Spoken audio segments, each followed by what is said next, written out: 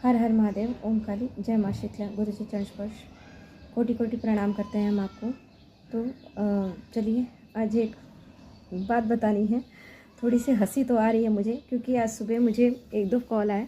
उन लोगों ने कहा कि अरे दीदी, आप तो गुरु माता बन गई, आप तो ये बन गई, आप तो वो बन गई। ये बोलकर उन्होंने ये कहा कि ऐसा पहले तो कभी कुछ हमने सोचा ही नहीं आपके बारे में कि आप ऐसे भी हो सकती हैं या बन सकती हैं, या ऐसे देखने को भी हमें मिलेगा।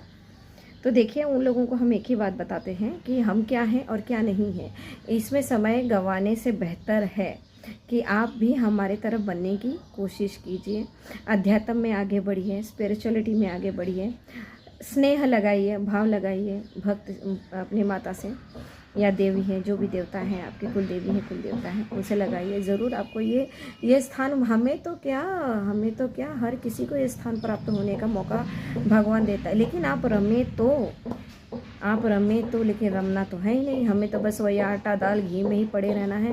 उसी से अब दिन उसी में है, रात उसी में है, क्या है क्या नहीं, उसके अलावा ज़िंदगी है ही नहीं कुछ। बस पैसे कमाने हैं और बच्चे देखने हैं, खाना बनाना है, खाना खाना है, पार्टी करनी है, घूमना है, फिरना है, बस यही है। तो इससे जब आप बाहर निकलोगे तभी तो आप अध्यात्म में जाओगे। अध्यात्म में जाने का मतलब यही होता है कि त्याग, परिवार का त्याग, अपने मोह माया का त्याग, लालच का त्याग, तब जाके कहीं उसकी एक आशा की किरण भी मैं नहीं कहूँगी, एक निमित्त मात्र, एक कण जो होता है सरसों भर जो होता है, उतना भी मिल जाए तो बहुत बड़ी बात है। मैं तो वहाँ भी नहीं हूँ, निमित्त मात्र भी नहीं समझती मैं अपने आप को।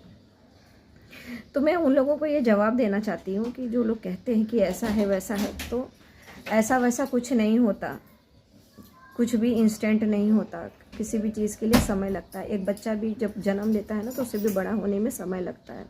ठीक उसी तरह इस लाइन में भी है, भक्ताई में भी यही चीज़ होती है। कोई भी चीज़ रातों रात नहीं होती। कहीं ना कहीं हमने भी समय बिताया है इसमें, बाबा में, माता में, भवानी में, तब जाके कहीं एक गुरु का प्रताप है जो कहीं एक स्थान मिलता है। ठीक है, तो आप लोग भी इसमें चलिए, आगे बढ़िए। चलिए, इसी के साथ सावन का महीना चल रहा है, तो बाबा भोलेनाथ, मेरे गुरु महाकाल जो हैं, उनको मैं प्रणाम करती हूँ और चरणों में दंडवत प्रणाम करती हूँ मैं।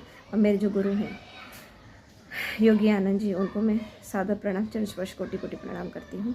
तो सावन का महीना है, इसमें बाबा भोलेनाथ का अंश प्राप्त होता है। यदि आप भक्ताई में जाना चाहते हैं, ओझा सोखा या तांत्रिक कुछ भी बनना चाहते हैं, तो ये इसमें सावन के महीने में आपको साधना करना बहुत ज़रूरी है, अनिवार्य है। आप साधना करेंगे तो आपको 1 महीने का समय होता है। ये बहुत बड़ा समय, क्योंकि नवरात्रि से भी बड़ा, सब पूरे साल में सबसे ज़्यादा समय यदि कोई देता है तो बाबा ही देते हैं। बाकी और कोई इतना समय नहीं देता है भैया, 1 महीना 1.5 महीने का। ठीक है, तो जो इसमें साधना जो करना चाहता है सावन का, वो ज़रूर करें, आगे बढ़ें, अंश प्राप्त करें बाबा भोलेनाथ का। और बिना बाबा के भक्ताई में कोई काम ही नहीं है किसी का, आगे ही नहीं बढ़ सकता। तो साधनाओं में सावन के महीने में आगे बढ़ें, जिसे भी करना हो। चलिए, आज के लिए इतना ही। हर हर महादेव, ओम काली, जय माँ शीतला। गुरु जी चरण स्पर्श।